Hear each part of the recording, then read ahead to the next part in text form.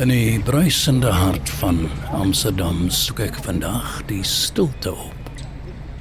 En vind ek het tussen die elegante 17de eeuse kanaalhuise. Herengracht 368. 'n magnifieke herenhuis wat nou die splinternuwe Aard Zoo, dit is kuns dieretuin in die hartjie van Amsterdam huisves. Hierdie is die eerste van die sogenaamde wonderkamers. Taxidermie is die kuns en wetenskap om 'n dier se vel te bewaar en sy lewende vorm met soveel presisie te herskep, want jy vir 'n oomblik vergeet dat dit nie meer asemhaal nie. Wanneer Jaap Sinke en Ferry van Tongeren dit beoefen, neem hulle hierdie wetenskaplike vaardigheid en skep hulle kunswerke wat jou aan die 17de eeuse skilderkuns sal laat dink. Dramatiese beelde, ryk beligting en komposisies wat die wesens lewendig, edel en net so 'n bietjie geheimsinnig laat voel.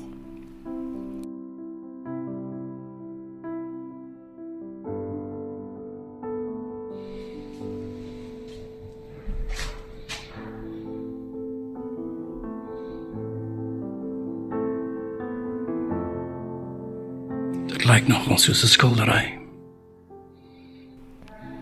Ja, dit is inderdaad die visie van die Nederlandse kunstenaars Jaap Sinke en Ferry van Tongeren. Hulle is bekend as die Duw Darwin, Sinke en van Tongeren.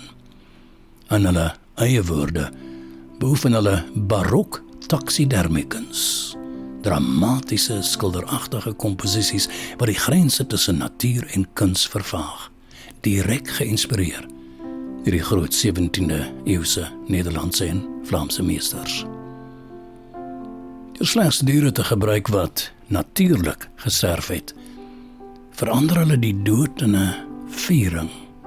Voëls wat in die vlug gevang is, roofdiere in teatrale posisies, insekte wat soos juwele fonkel, 'n toring hoë gloeiende T-Rex skelet. Neem jou tyd.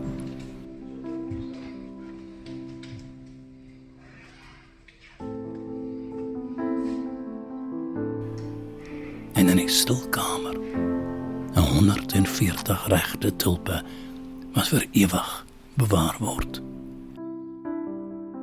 Gebottelde blomme wat steeds blom in kristalhelder vloeistof. Saggies gloei soos lewende edelstene.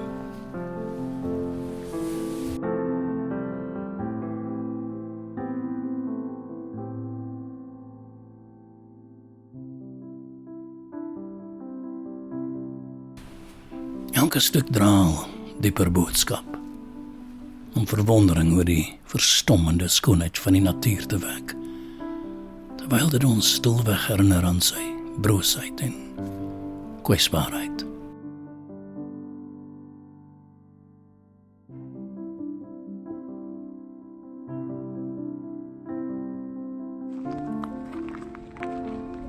Stap deur, nog 'n deur, en die stadsgeraas verdwyn in die versteekte agtertuin. Dit is 'n oase van amper surrealistiese vrede. Dit is Aard Zoo, waar barok drama die moderne gewete ontmoet. En tyd self lyk of dit stil staan. Kom ons gaan kyk weer.